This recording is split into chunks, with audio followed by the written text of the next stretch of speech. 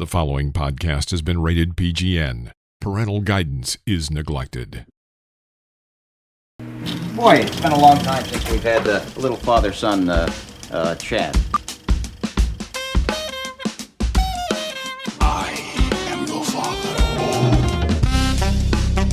Father, if you can hear me, I failed. Don't let your mother smell that beer on your breath. She'll take it out on me. I'm here with my dad. I know what you're gonna say, son. And you're right. You're right. Who is your daddy and what does he do? I've abandoned my boy! Hello, everyone, and welcome back to watching my dad almost spill his drink all over himself at the beginning of the podcast. It almost went all over my lap. And yep, you made a good recovery though. And my ice bag. My foot is in an ice bag right now. So if you're watching and you see me looking down, I'm not playing with myself. You are just. Well, I'm playing with my foot because this cord is stuck on my sock. All right, there you go.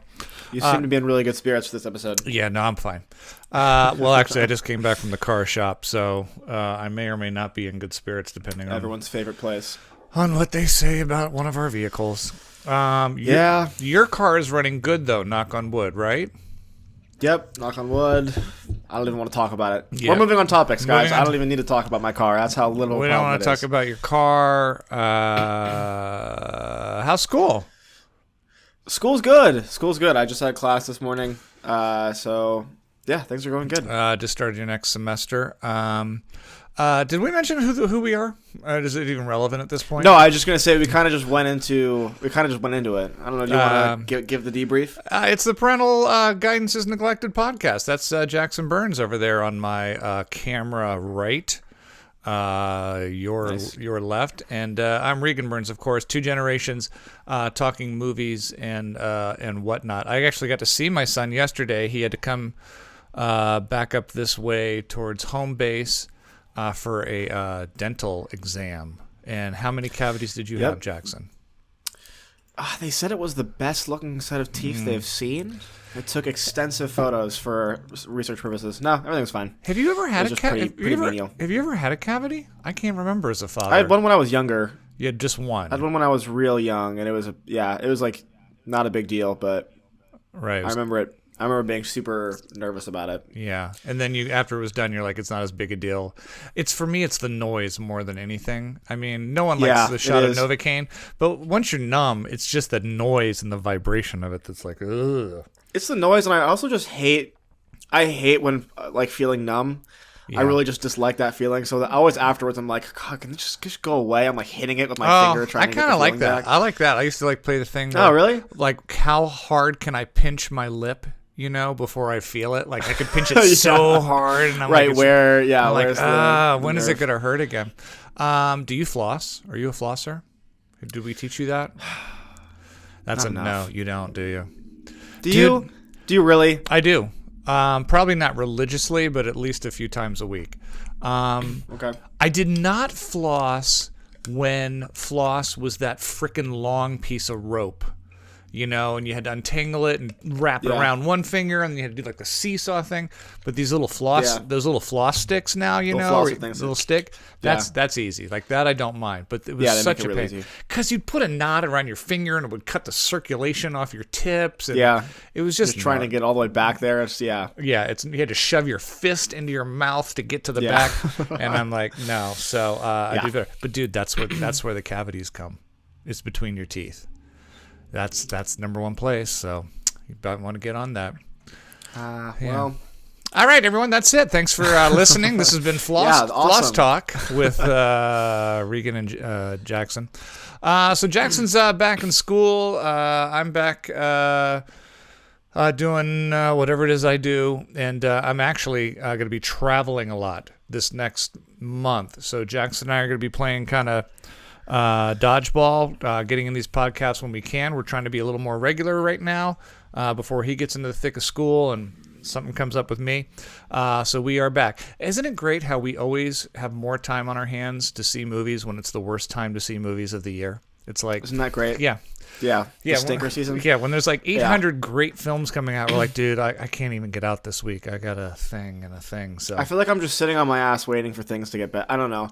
There's movies that are coming out that I want to see, which we can talk about a little bit. I'm really excited for Monkey Man. Yeah. That's what's called, right? The Dev Patel film. You know, I've seen the trailer a couple times now. I mean, okay, here's the thing. I will be the first one, and if you haven't seen the trailer for Monkey Man, check it out.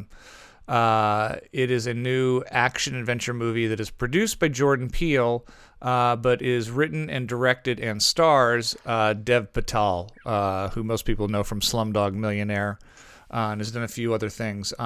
Look, honestly, it looks exactly like a John Wick ripoff, and I still am excited to see it because it looks cool. It looks like it's about a man who wants vengeance and wants to kill everybody. Yeah. And I'm totally down. I have to believe that Jordan Peele would not put his name on something that he didn't feel was worthy. Well, not only that, I only know two things about this movie.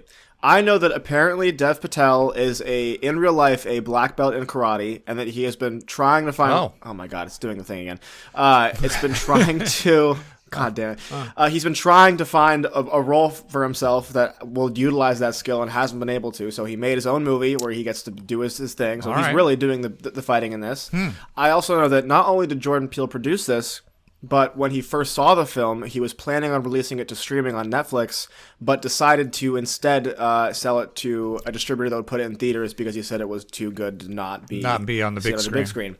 So I'm very excited. If all the people involved seem awesome. Can't go wrong with a good hearty action film. Yeah, I'm looking forward to it. Speaking of this whole streaming and movie release thing, there's a couple movies that people may have seen trailers for that are both going to be streaming, and there's controversy about both. If you haven't seen the trailer yet for Jake Gyllenhaal is in a remake of the Patrick Swayze classic Roadhouse about bar bouncers and street fighting. That movie they just announced is only going to be streaming on Amazon Prime, I believe. And that's correct. I know that the director of the film, at least, and maybe Jake Gyllenhaal, I haven't seen if he said anything about it, were really upset that it's not getting any kind of theatrical release. The other one I'm very shocked about that's going to be streaming only is this summer in July.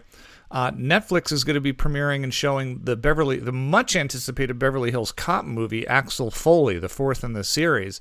And I'm like, that almost screams theatrical release. Yeah.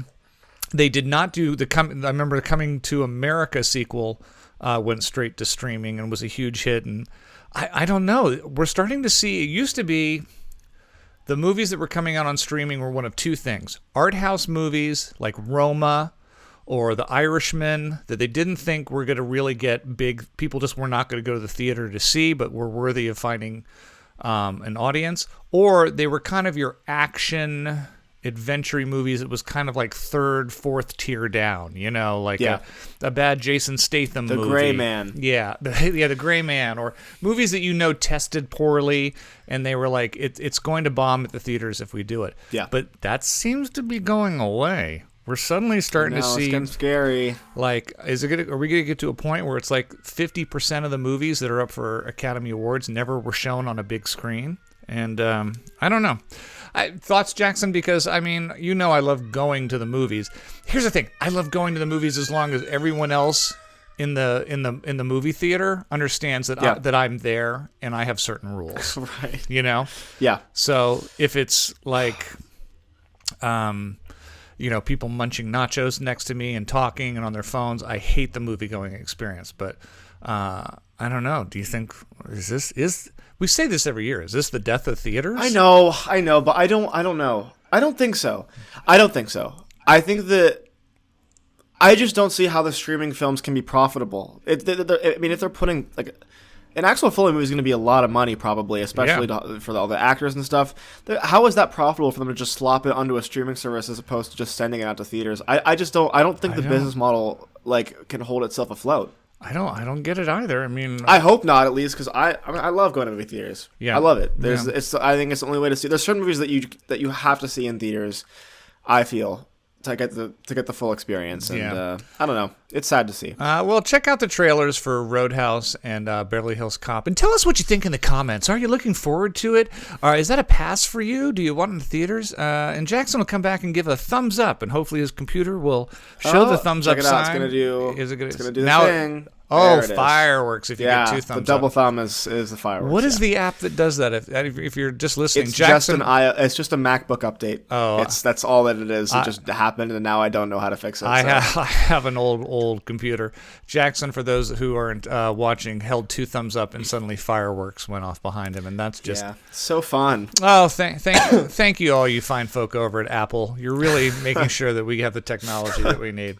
2 Generations talking movies. We got a couple films that opened this weekend. The big new action adventure comedy Argyle, as well as a small independent movie called Scrambled, written, directed, and starring an alumni of Jackson's current university. And we're also going to be talking a little bit about movie news, things that are coming up. See what Jackson's thoughts and inputs are on that. Also, I do want to let you know that coming next week, we did not. I felt bad because we announced this guy that we were going to watch this movie. This was right before you got into finals, and we were off the air for a while. And it was a classic or a great film that he wanted to force us to watch that he thought was really good, and we announced it, and we never did see it. So we're gonna do that because I feel bad. I feel like it's unfinished business. So there's a movie called War of the Buttons that Jackson and I are going to watch before the next episode. It's pretty brief. It looks fun, and we will be back to you with that, bringing that segment back. Now, that does not mean we're bringing back bad films. No, it does not. It's Certainly not yet, at least. I can't. I think yeah. I need a little more detox time from that. Yeah, I think it's just unfinished business. We seem to enjoy when you guys recommend a classic we haven't seen a lot more than the latest Hulk Hogan VHS that might have slipped by us. Yes, Jackson? Yeah, you're gonna think it's interesting. I got into a discussion recently with one of my classmates who not only loved The Phantom of the Paradise and said it was one of their favorite movies, but said that it was Brian De Palma's best film. Oh my God. Had he seen another Brian De Palma film? It's got a huge cult following. Apparently, it's like one of those like Rocky Horror type things, where right? It's just but some people just love it. Yeah, it didn't. The music wasn't good, and no. Well, you got to remember, sometimes something has a cult following for all the wrong reasons.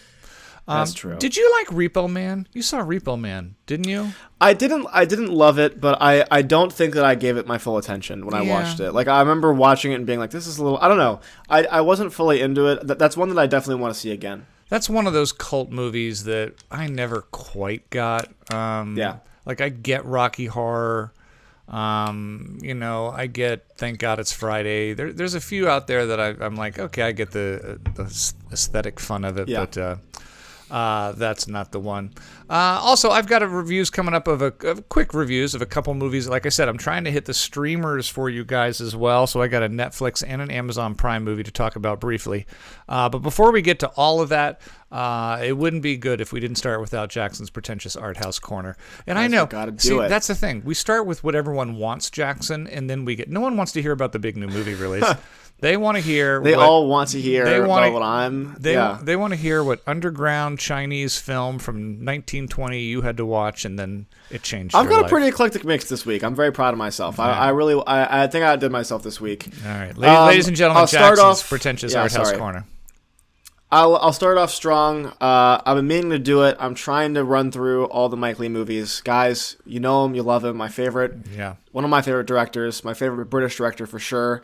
I watched one of his newer films. This came out in 2008. It stars Sally Hawkins. You guys would know her from the Fish movie, Help Me Out, Guillermo del Toro. The Oscar-winning The Shape of Water. The Shape of Water, as well as the Paddington movies, and recently Wonka. I don't know how she got wrapped up in that. She's in it for like 2 minutes. Got it. All right, cool. I, surprisingly, love this movie. I think that with a way worse director and performance, this movie could have fallen in on its face. It's about like a very happy and cheerful kindergartner teacher who lives in London, and it's about her life. And what is it called? What is it called? It would be very happy-go-lucky. I remember hearing about that. Yeah. Yeah, you would think that it would get really like, oh, she's so overly positive and it's annoying. So charming, so well acted, really phenomenal ending, as is every Mike Leigh movie. I'm going to give Happy Go Lucky Dad a 9. Really a 9? Wow, yeah. That good. I really enjoyed it. See it for Sally Hawkins. Honestly, I thought that this was, at least for me, the best thing that I've seen her in. Okay. Look at you. All right. Happy Go Lucky, everybody. Available now on Vudu and other streaming services. It's not available too many places, but rent it on YouTube. That's where I rented it. YouTube.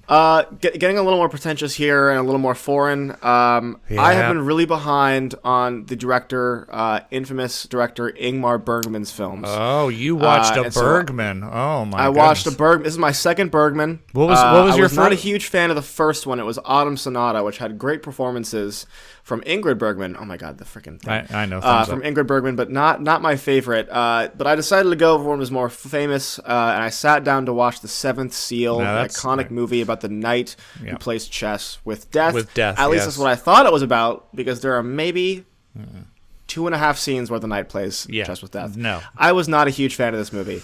I didn't hate it.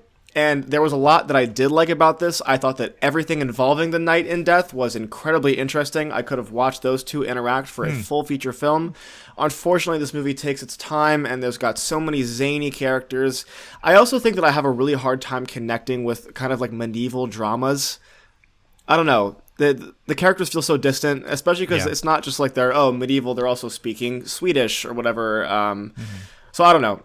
I didn't love this. I'm going to give The Seventh Seal, guys, don't kill me, a 5. Just right down the middle. Wow. I thought it had good moments, one of the most bad beloved films by film nerds around the world, and it didn't resonate with you. I don't like Bergman at all. I don't watch it. It's not my jam. Yeah. All right. I'm not always just the guy who's gonna, love the foreign black and white film from the 50s. Do you see why it's so revered? Like, yes. You go, I see why it's revered, but it's not my jam. I definitely understand. I just think that when it comes to what I like about movies, and especially about a movie about, death, I think it needed to be way more center focused as opposed to like this big, broad, like multi-character drama. All right. Yeah. Last two that I'm gonna bring up. I actually went out to theaters to see a movie that came out last year, Dad. It is directed by the director of photography for the Safdie brothers. So this is the guy who shot Good Time and Daddy Longlegs, which you saw recently. And the director and the lead actress, Talia Ryder, actually came and talked afterwards, and I had a very brief interaction with him. Yeah, I know. You told us the story. Why don't you tell our listeners about how smooth you were meeting... Jackson had a chance to meet the director of photography of this. What's the name of the film, Jackson? Well, it's the director of photography and the director of a film called The Sweet East, his name is Sean Price Williams. Okay, so Jackson is a huge fan of this director/DP who showed this small independent film. And Jackson, did you get the opportunity to meet him? I did. So we were all outside the theater afterwards, and he walked out with Talia Ryder, the actress. And I just got like this really bad anxious feeling of like, do I really want to be the guy who? Well, you have to remember that I grew up watching people come up to you. Yeah. And so it's like, do I want to be the guy who's bothering this guy? Like, do I want to be that person? So I was talking to my buddy that I saw it with, and I was like, I feel like I should talk to him, but I don't know what to say. And my friend went, oh, no, don't worry, I got you. And so he walks up to Sean Price Williams, and he goes, hey, that's my cinematographer friend. He's really anxious to meet you. Do you mind if he says hi? Oh, God, this stupid thing, get off my screen. I'm going to fix that.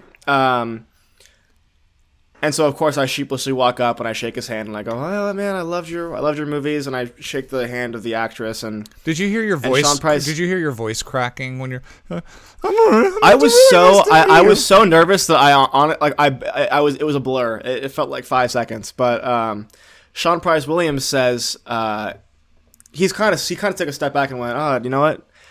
Doesn't have to be beautiful. It doesn't have to be bright." And I was like, God, that's so true, man. That's really great advice. And I walk away, and I'm in the car, and I'm thinking, God, that was really good advice. Like, that's really good advice to give to a budding DP. He's telling you, like, every shot doesn't have to be beautiful. It doesn't have to be bright. Trust. Well, yeah. Great words of wisdom. Because then I realized that there was a photographer standing right next to him taking a photo of the marquee that says The Sweet East on it.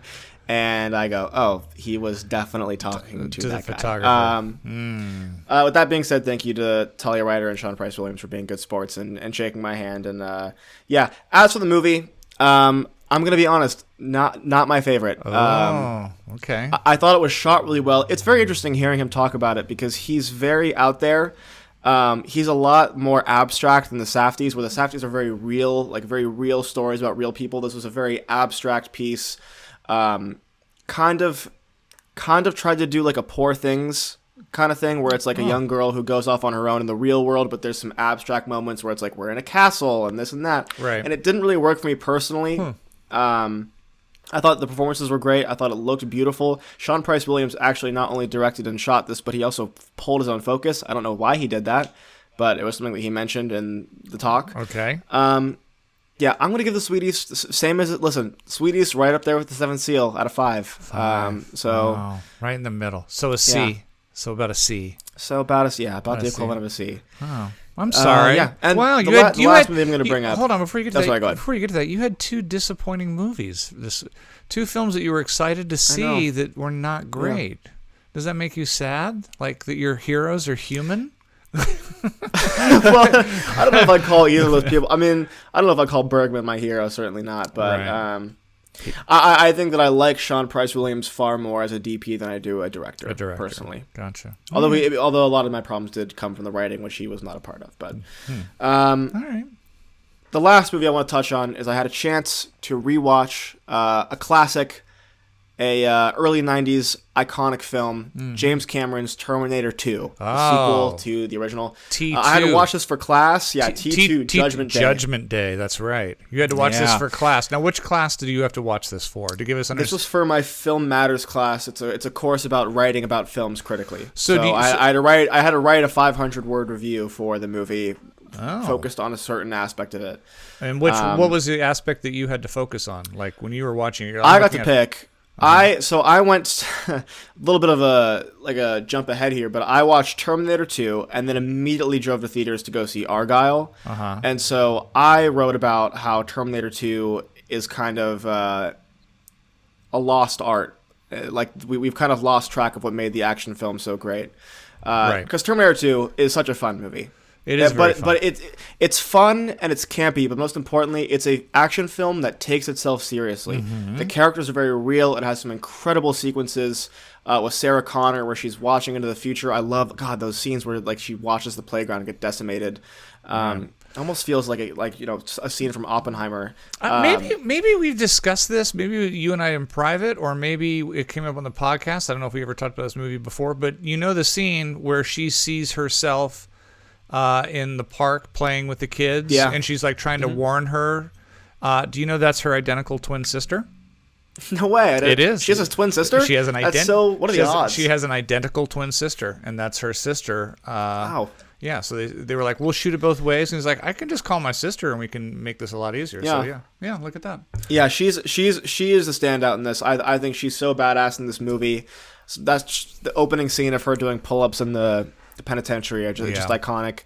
Now you never saw Dark Fate, when she returned to the franchise just a couple of years ago, right? I saw I saw a newer one in theaters. It was the one with Matt Smith as like this weird like AI villain or something. I don't remember if that was the one you're referencing, but was she in it, Linda Hamilton? I don't remember. Yeah. Because it was. I don't remember anything. Yeah. All I'm gonna say is that I have come on this podcast in the past and I've hated on James Cameron. He does have some very good films that I enjoy, and T2 is one of them. I give T2 an 8. Really fun film. Wow. Interesting. Yeah. That's a franchise that unfortunately I think is very dead. It's so weird because Cameron obviously he did the first 2, the Terminator and T2, and it's such a study in what you can do with a minimal budget and what you can do with an unlimited budget, and it's really props to him. in that he went, I can make this story interesting and just as enjoyable, because I think the first one is just as good as the second one. I think sometimes people are like, well, it found its voice, the second one. I think, well, it's great, but effects really carried it a lot, especially because we hadn't seen anything like that at that point. That's the other thing with films like the first Jurassic Park, T2. It's like your generation sees them and you don't see them quite in the same eyes as we did, because we had not seen, it was so groundbreaking at the time. I don't know when the last time there was, I guess with the exception of the very first Avatar, which is, I don't know how old now, I can't think of the last time there was a movie that came along that we were like, visually, we're seeing something like this is something we're not used to. It's like now they can do everything. Yeah. They can do everything. Almost to the point jump the shark a bit. Almost to the point where it's like, can we get a practical? Yeah. Speaking of practicals, what's our thoughts on Furiosa? I'm so excited. I'm so goddamn excited. I'm a little worried because it looks very CGI heavy. Like the trailer, for those who don't know. I don't know. I trust George Miller. I trust George Miller. Although I don't know, his last film wasn't my thing, but I trust George Miller's vision for the Mad Max franchise. Yeah. I mean, Road Warrior is so iconic, and Thunderdome is fun. Fury Road. And, Road Warrior, you mean the original? Yeah, the original. Well, the original. I haven't seen any of the originals. See, the first one's called Mad Max. That was a low budget film shot in Australia. Not great. Then they did the sequel, and they wanted to call it Mad Max 2, but the first Mad Max hadn't even made it over here to the U.S. yet, and they weren't really pumped on it here in the first place. Like, no one wanted to distribute it.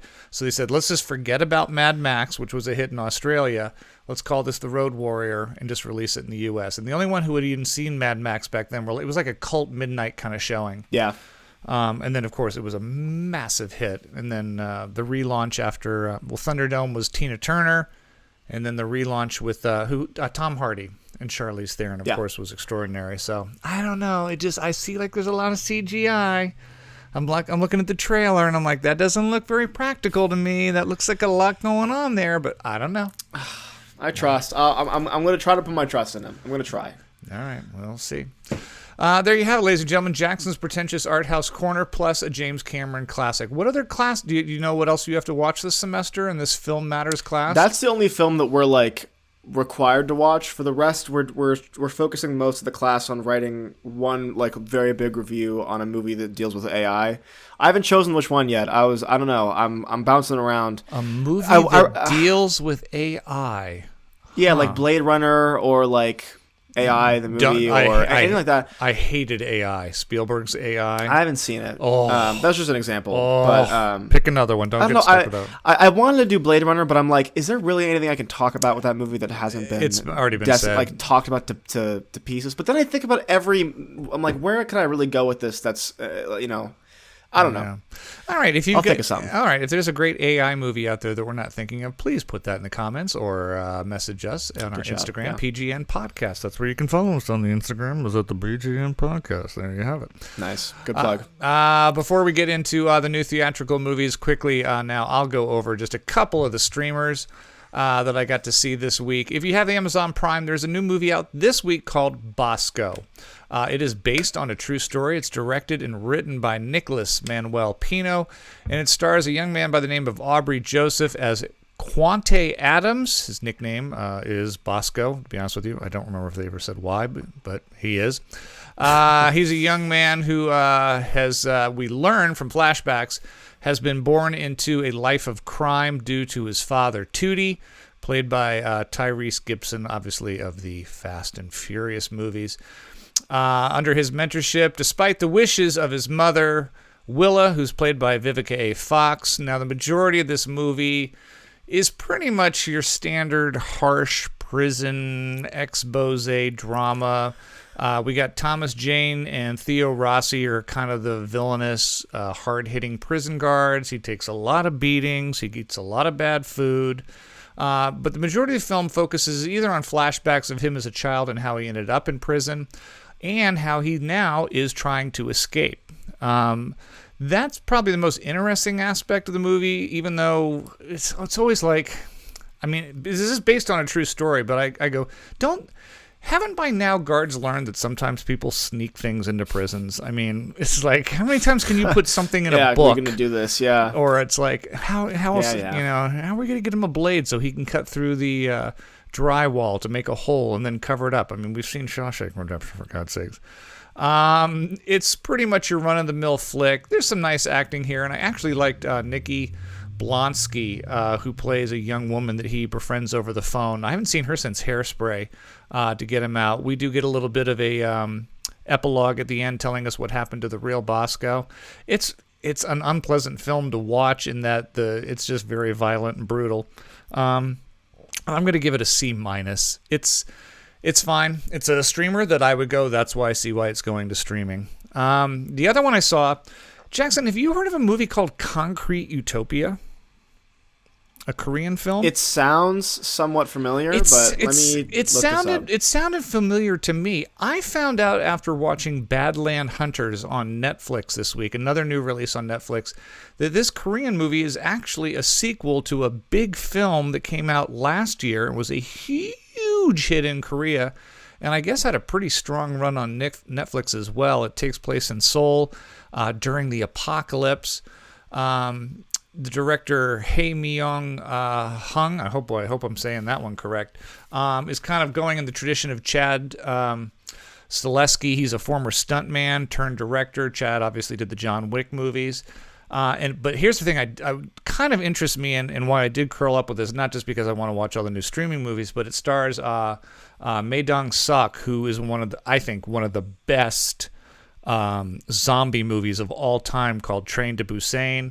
He was also in Eternals. Busan, yeah, I'm sorry. I apologize for my pronunciation of Busan.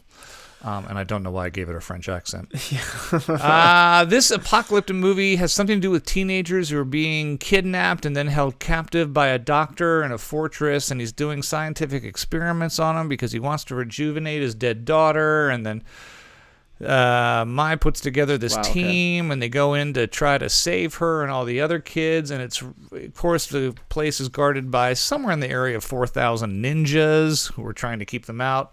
It's definitely an action film that strives for comedy at times as well. The big problem here is I think the action sequences are probably strong, but the camera work is really, really frantic. Almost to the point of making you nauseous. It gets kind of silly. The humor is over the top. The violence is over the top. And my grade, unfortunately, is not going to be over the top. Badland Hunters, and I'm not going off Concrete Utopia because I don't know how good that was. But this was not my cup of tea. It gets a D. Badland Hunters on the Netflix. You've looked it up, Jackson. Have you heard of Concrete Utopia? No, I have not. Yeah, I have not. Well, apparently it was I think it's Japan or Korea's. It was like their choice for their international film last year. Yeah. And I don't know if it got, I don't know. I haven't heard of it. I don't know if it got nominated or not. Speaking of international films, just because it came up, next week, just as a little teaser, there's a couple movies that we're going to try to see. The new comedy horror spoof Lisa Frankenstein, kind of a teenager love story about the undead. Jackson already rolling his eyes at that one. There's also a new horror movie out called Out of Darkness. It's being kind of labeled a prehistoric horror film. So imagine cavemen being hunted by some mythological creature. At least that's what I make out of it. The reason I bring up what's also coming out next week is because one of the entries into the Oscars this year for Best International Film, it's Germany's entry, The Teacher's Lounge, is also opening now wide here in the U.S. So even though it's a 2023 movie, maybe not. We'll take that in just to see what the competition's going to be. Are they ever going to release Perfect Days in theaters, or am I destined to just watch the trailer every time I go to the movie theater and just pray? What is going on? It's nominated for best. Can we just put it out? What's the holdup? I'm so confused. I don't know why, but one of Jackson's favorite nominees for this year's International Film Oscar that's going up against The Teacher's Lounge and Zone of Interest is a film called Perfect Days, and it is not out in theaters yet. But Teacher's Lounge is, so maybe we'll see what Germany got nominated for as well. That's next week. Hey, by the way, speaking of Zone of Interest, it won the London Critics' Choice for Film of the Year this past week. So Alfonso Cuarón also called it the most important film of the century. So, and much love to you, Cuarón. and with that said, it probably has zero chance of winning the Oscars. But yeah, I know. But maybe, who knows? You'll have to listen in the coming weeks. International film. I think it's got a pretty good chance. I think its competition is Anatomy of a Fall. No, it's not. Was not nominated for Best International film. Oh, it wasn't. They the country did not select. Oh, that's right. The Taste of choice. Things. Was it the Taste of Things? Yep. Wow. Okay. Well, maybe, I don't know. People like that one too. We'll see. It's the PGN podcast. The big new movie that opened this week. I think this is our first.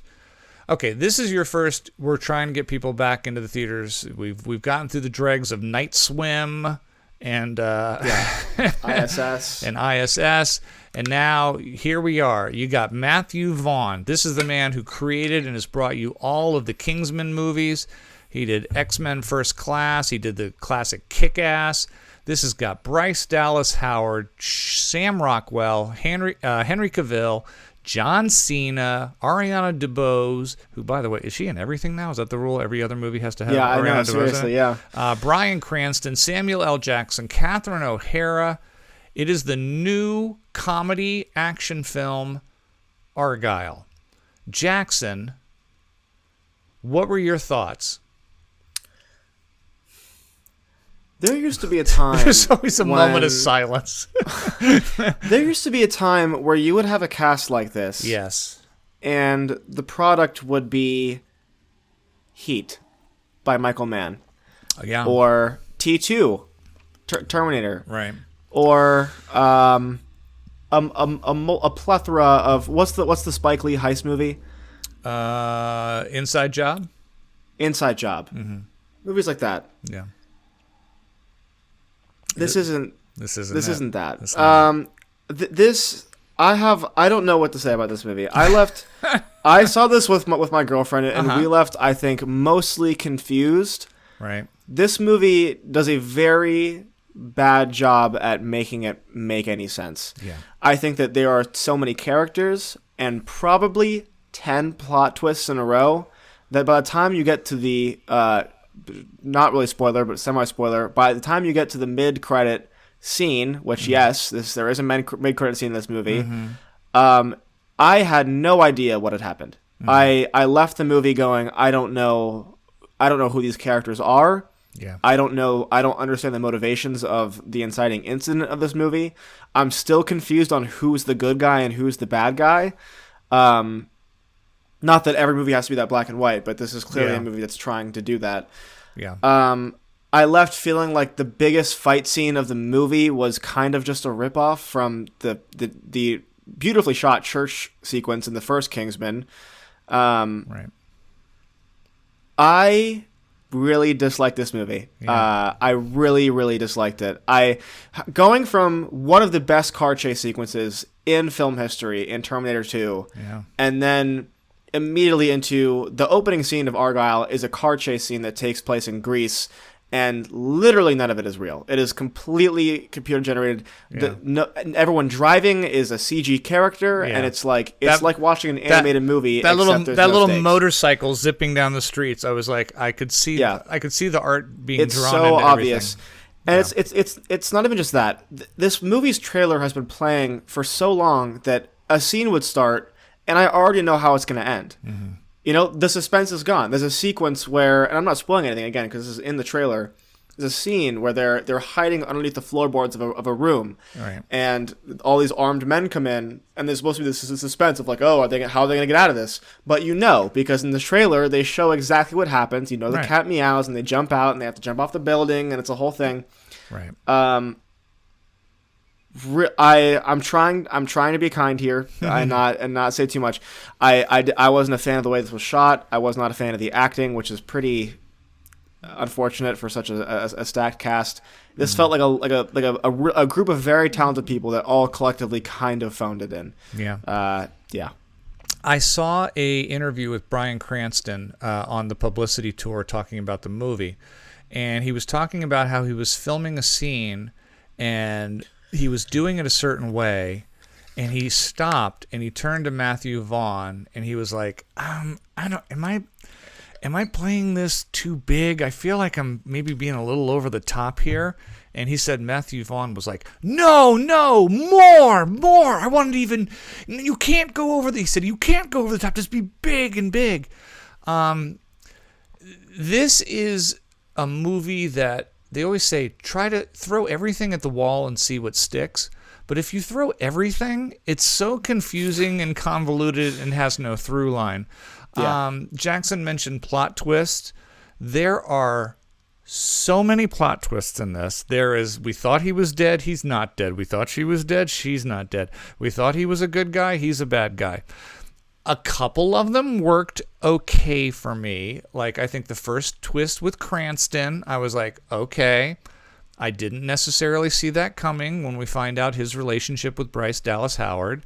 I thought it was slightly clever, and I was still on board in the train sequence when they were kind of cutting back and forth between Henry Cavill and Sam Rockwell in the same fight sequence. Really? I found that to be very nauseating, personally. I don't know. Something about it just kind of I agree with you. It was nauseating, but at least I thought, okay, this is kind of an interesting thing that, you know, the make-believe Argyle is going up against who could be the real Argyle. By the way, when they do reveal who the real Argyle is, and Jackson, you were wrong. It was not. Spoiler alert.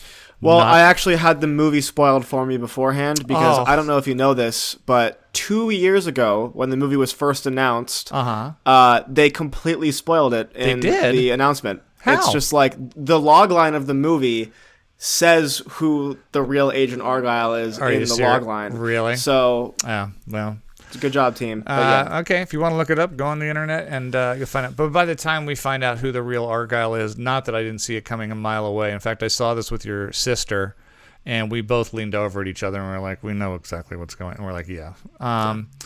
It's such a shame because I have not seen any of the Kingsman movies. I haven't. I don't know why. I've heard some of them are good, some not so good. But I heard at the very least they're inventive. There's nothing inventive going on here with Argyle. Here's what I will say. I'm not going to jump on the completely slamming Argyle bus because I have faith in our studios that there's going to be so much worse over the year than Argyle. I think it's a movie that when I walked out of, I wasn't mad at it. I wasn't like, you sons of bitches, you just took. It was just so disappointing and such a waste of time. So, you know, it's colorful. It's got some nice locales. They seem to be having fun making it, which sometimes for me carries me a little bit further. So for me, I'm going to give it a very modest, and it's not going to make my worst of the year because I know what's coming, and it's certainly not going to make my best. I'm giving Argyle a D+. Okay. Yeah, I'll add one more thing in, and it's that there's been a lot of talk over the years about, like, you know, from filmmakers of like, oh, like, you know, like all this violence in movies and stuff. And I've always been on the train of like, listen, I don't really care. One of my favorite movies ever is all about the immorality of violence in film. And even I don't fully agree with that take. I love the John Wick movies. I love, you know, things like Terminator. I think they're so entertaining and so fun. But part of what makes them fun is that these action sequences, even the characters that have no lines, that are getting the crap beaten out of them, is that there's such like a desperation of fighting between your main character and these side characters with no plot, especially in John Wick. Every person is treated with the respect of actually having to go at this guy with his fists, and it's mano-y-mano. Yeah. With this, it's like every death is like a fly getting swatted away. Yeah. And I'm not playing the immorality card here. I'm playing like a really, I don't know, a little bit distasteful of just being like, really, like, I don't know, I want to see some actual people like here fighting. You know, what's the... Well, there's no stakes. I mean, come on. The ice skating scene, the colorful gas. It's horrible. Jesus. Yeah. You know what? I want to say. Sorry, go ahead. I was saying, you know what I equate your analogy to is that, especially with the ice skating sequence, everyone's just kind of standing there waiting to get killed or bladed or whatever. Yeah. If you look at a movie that we just watched recently, Old Boy, there's a fight sequence that involves one person up against like 50 people. but you feel all of those 50 people coming at him. He's gonna kill them all. But they seem really invested in this. I agree with you. In this movie, Argyle, it's like guard number 3 is standing next to guard number 2, waiting to be, either shot, punched, or stabbed. And you're like, I get you there. Well, again, and this is after watching Terminator 2, which is insane because it's such a successful action film. I don't know how much you remember, but no one dies in that. Like, almost no one dies in the movie. The whole one of the big caveats is John Connors tells the Terminator, "Listen, man, I don't want you killing anyone." And so they find a way to do action in this crazy convoluted way where it's like they're fighting, but it's not. It was just so great. He shoots, but he makes sure not to shoot any of them. He'll shoot the car. Yeah, it's non-lethal. He'll shoot the weapon out of their hand, or maybe graze their heads, which is a little convoluted, but still, it's sci-fi. But it's cool. It's cool, and it's like, wow, what a great taste. What a great twist. I wish that I could agree with you and say that I didn't think there would be something that I didn't expect this to maybe make my top 10 in the worst list. But listen, I'm not going to put the cart before the horse. Argyle for me gets a 2. 2. Ooh, well, that means for Argyle not to make your 10 not best movies of 2024, we need at least 10 films to get a 2 or less than in the next 11 months. I have faith in you. I have faith in Hollywood. I think if you see, I think if I could somehow drag you to enough stuff, or I can go, Jackson, you got this was well, just to give you context. I mean, again, I saw this with Brooke, and probably for the last 45 minutes, we're doing the constant back and forth of like, when is this gonna be done? Over? But towards the end, we're just like.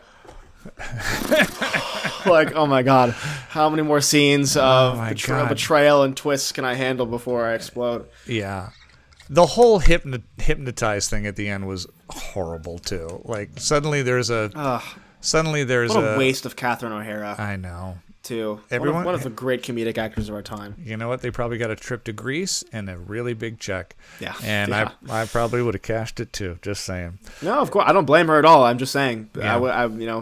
Yep. Didn't use it. Yeah. Sam Rockwell. I love him in anything, but this is crossing a line. Yeah. Ladies and gentlemen, it is the Parental Guidance Neglected podcast, 2 generations talking movies. Before we get to just some movie news and then wrap this thing up, I did want to give a quick review and a shout out to a small movie that came out this week in theaters. I hope it's still playing. At least for the rest of this week.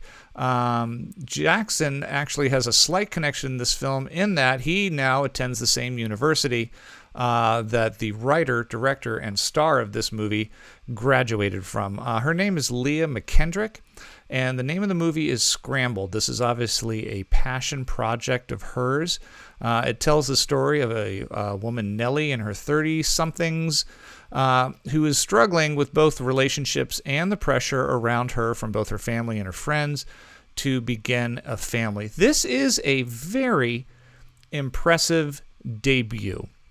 And I think that's something you have to remember going into Scrambled, is that Jackson, it's funny because Jackson and I have talked about these people who take on that 3-tier job of being the writer and the director and the star, and you're like, well, that could go Dances with Wolves, or that could go horrifically wrong in the other direction. It's a very tough thing to do, but I think she does it beautifully here.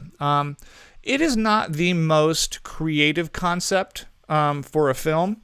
There are a couple moments where I think she may lean back a bit on some gags and scenes that we may have seen in some other kind of romantic comedy dramas. And this is a comedy and drama. I think it's being pitched as more of the comedy, which is more the first half of the film, but it takes a nice little turn into the truth about what women are probably going through and have been going through for ages. It's a smart movie, but more than anything, it's a fantastic showcase for her. And she's very smart in surrounding herself with some really talented people. Andrew Santino, I don't know if you know Jackson. He's on the show Dave. He's a comedian. He has the Whiskey Ginger. I'm a fan. Yeah. I think he's very funny. Very funny guy. He's in this as her brother. Her scenes with him are fantastic. This is chemistry 101. She is really smart. I would love to have seen if she auditioned or these are friends of hers, because she made sure to surround herself, whether it be with Clancy Brown, who plays her father, veteran character actor from Shawshank Redemption and John Wick and you name it. Ego Nawadam, I hope I'm saying her name correctly, from Saturday Night Live, plays her best friend. And yes, we do get some scenes about bridesmaids and brides freaking out, and we do have a peeping scene where someone's staring at her ex-boyfriend and new girlfriend from a window, and she falls, and there's some awkwardness. And those are some stereotype scenes that we have seen before, but she is so committed to this material. She's done a lovely job with the dialogue. Will this film sneak up on me at the end? I don't know, but it's definitely the best film of 2024 so far. I'm giving Scrambled a B+. I think this was a really, really and this is Jackson, by the way, normally not my cup of tea. It's not a movie that really isn't. I didn't think was targeted for me, but snuck up on me. And by the end, I really cared for the character. I don't know. I would love Jackson to see it. I would love to find out what Brooke thinks about it. Your girlfriend. I think it's a great date film. I think it is. If you guys, because I know she's doing a screening of it at your school this week, but you can't because you got classes. But yeah, it sucks. Yeah, but it'll be on streaming or something before you know it, and I think that's a good one. I'd be curious. Go in with an open mind. Because if you don't, right, for sure. If you don't, I think you're going to tune out in the first 20. Like, what is Dad talking about? But it kind of will do. It sneaks up. That's it. The PGN podcast. Some other movie news I just want to talk about real quick. Sequels are coming, Jackson. Oh boy, sequels are coming hard and fast. Yeah. What for? What do you think? Well, Furiosa.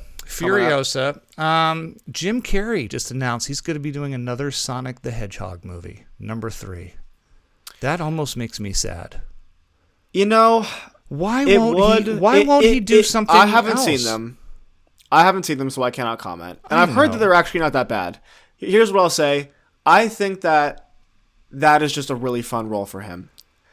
But why? Every time I see clips of him in that movie, I'm like, you know what? Yeah. That looks like he's having a ton of fun, and who can do the goofy villain, over the top villain better than Jim Carrey? So you know what, I'm not gonna diss him for it. Okay, aren't we ready for another Truman Show or a Eternal Sunshine of the Spotless? I do miss that. I mean, I feel like did he go? I think I'm not gonna do dramas anymore. Like I'm just every 4 years. Maybe the phone stopped ringing. You know what? Maybe people saw Andy and that documentary and were like, maybe we got to stay away from putting him in dramatic roles, otherwise he'll freak out on us. Yeah, I don't know. I just think that I missed Jim Carrey. I feel like Jim Carrey is reverting back to the Ace Ventura days, and he's very good at that, but I thought he worked so hard to get out of it and prove himself as a really multi-dimensional actor, and I feel like I'm fine with him doing the Sonic movies. I just wish he would do something else. I agree. As well. You ready for another Saw movie? Saw? Tell me right now. I have never in my entire life seen a Saw movie. I think I've seen one. I saw the first one. Not even one of them. Yeah. I don't know how close you follow it. I don't know how much you care. I want you to guess what number the next one will be. 11? I think the last one was Saw. Yeah, because I know the last one was Saw X. Because it had the X, the Big 10. There's been 11 Saw movies. What do you think about that? What do you think about we should quit that. Another Jurassic World movie? Wasn't the whole point that it was a trilogy again? Yeah, but they're doing another one. How? I don't know. Is it a prequel or is it like a... Have not announced. Does it help if I tell you the director is David Leitch? Same guy who did... I don't know who that is. He did Bullet Train and Atomic Blonde. It definitely doesn't help. Doesn't help? It adds more information to my head, but I don't think that I'm crawling to go see that movie again. All right. Okay, how about this one? Are you ready for another Evil Dead movie? Yes. Actually, I am ready for another Evil Dead movie. Yeah. The last one was really damn good. Because you know what? Again, it's like you can do the campy, shtick, again, bring it to Terminator, but you have to be able to take yourself seriously, like, as a movie. If you treat your movie with care, you can have a silly movie that is being taken seriously. It doesn't have to be like, a silly movie, we're just going to schputz around. No, Evil Dead Rise was awesome. I would love to see another one. All right. Jason Reitman, of course, Ivan Reitman's, the late Ivan Reitman's son, who is taking over the Ghostbusters franchise. He's just announced he's going to be doing a movie that is about the behind-the-scenes world of Saturday Night Live. Thoughts? Care? Don't care? I have heard and I'm interested. Someone made a statement being like, is Ivan Reitman's son ever going to make movies that aren't about something to his do with dad? his dad, yeah. And I'm starting to wonder what's up with that. I don't know. Maybe, it's okay to do their own thing sometimes. It doesn't have to be that. I don't know. Okay. Yeah. Let's see. What else can I throw at you? Tim Burton doing Attack of the 50-Foot Woman remake. Yay or nay? A campy movie about a woman who grows to 50 feet tall. I mean, obviously, I haven't seen the original. That sounds like a really campy, 50s film. Yeah. I'm not a big Tim Burton fan. I'm not. I don't. You know what? And I'm not going to diss him. I just think that it's not my thing. Very theatrical, very, very over the top. And a lot of people like that. I'm not personally a fan. Not a fan. Okay. Ben Affleck will once again be directing his buddy Matt Damon in a new thriller called Animals. Excited? Could care less? Don't want them working together? Love when they work together? Is that a sequel or is that just a new movie? New movie. But it's Ben and Matt together again. Do you like when these guys work together? Or like Good I do. Will Hunting? I very much like when they work together. Air. What was the Didn't see Air. The medieval one. The Duel. Was it the Duel or Last Duel or whichever one that was? Yeah, I mean, I like Good Will Hunting a lot. So So you're okay with them working together? Yeah, I wish that they would return to. I wish they would do a bit of a return to form, though, instead of doing these, massive scale, biopic, Yeah. So let's bring it back in, folks. Bring it back down. We don't need you on a horse. Yeah. Jousting against each other, and we don't need the story on Michael Jordan. Just be a couple guys, just talking in a bar. Boston. That's all I need. How about in Boston? Boston works really well. Yeah, I like Boston. Let's see what Aubrey Plaza, obviously from the White Lotus, kind of the it girl now. She has just signed on to be in the next Ethan Coen movie, and I regret to say, not Coen Brothers movie, Ethan Coen movie. It looks like are the Coens ever going to work together again? Is this a split? I'm a little concerned because we have the new one, Dollface, whatever girls, the one about the lesbian road trip. That is, I believe, Ethan a solo as well, right? Is that Ethan or Joel? Look that up. Yeah, did you know that Ethan? I don't. Actually, I should probably figure this out before I say this. But it sounds like these guys. I feel like these guys might be doing more and more projects separate of each other. It's Ethan Coen. Did you know that Ethan Coen is in a polyamorous relationship with a woman, and they wrote this together because she said that he needed to write more movies about the queer experience. Really? Oh. Yeah, he's in an open polyamorous relationship with this girl. Oh, now Joel Coen is famously married to Frances McDormand, who was one of their muses for years. But the last Coen brother movie was it the Hollywood one? Wasn't. Was it the one about the movie studios? I'm just getting worried that these guys might have parted ways permanently. If is the end of an era. It was Ballad of Buster Scruggs. Yeah, but did they direct all those, or they just directed one of the segments? Those were all. Those were all of them. That was a long time ago, though, wasn't it? Yeah, that was 2018. That was almost 6. That was 6 years ago. Yeah, 2018 was 6 years ago. Think about that for a second. I know. That's kind of cray-cray. I don't know. I like the thought of Aubrey Plaza working with Ethan Coen. I'm starting to wonder. I don't know. Maybe anyone comment below. Are the Coen brothers? I'll see Driveway Dolls. I'll see anything that the people who made Raising Arizona and No Country made. So yeah, I'll be there. My only problem with the trailer for Driveway Dolls or the new Ethan Coen movie is it looks very Coen-y. It looks like it's even shot like Raising Arizona. Yeah, but on a way lower budget somehow. I don't know how that will happen, but also having Matt Damon. I don't know. Just wanted your thoughts on that. There you have it. Anything else going on? Anything exciting this week before we see? Obviously, Lisa Frankenstein, you're very excited about. You know, whenever we're not recording this podcast, I actually sit in this chair like this and I wait for Perfect Days to finally come out, because apparently everyone in my life hates me and doesn't want me to see that movie. That's not going to happen. I'm over it. Well, if he's not seeing Perfect Days, maybe he'll see The Teacher's Lounge. That's Germany's entry for foreign film. Also, Out of Darkness. Lisa Frankenstein. There's nothing really new streaming this week. There's a new Amazon Prime movie called The Underdogs. That's with 2 G's. Imagine Snoop Dogg teaching a ragtag team of kids football.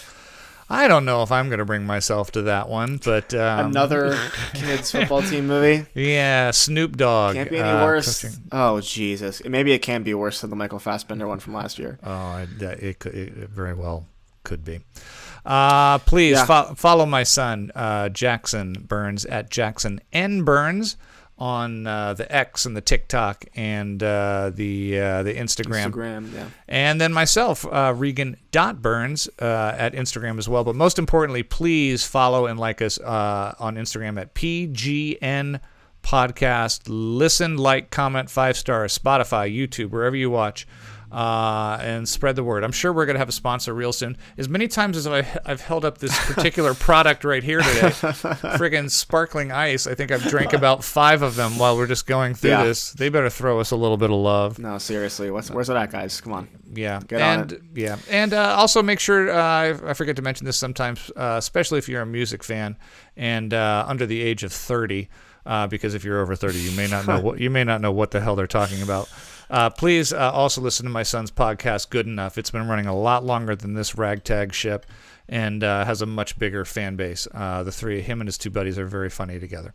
So until then, we will see you next week, I hope. Jackson, good luck with your classes. Thank you. Study hard, because if you fail out of college, life is over. I don't know if you know that. That is true. That's what they say. That's how it ends. Love you, buddy. Until next time. Love you too. Bye. Bye.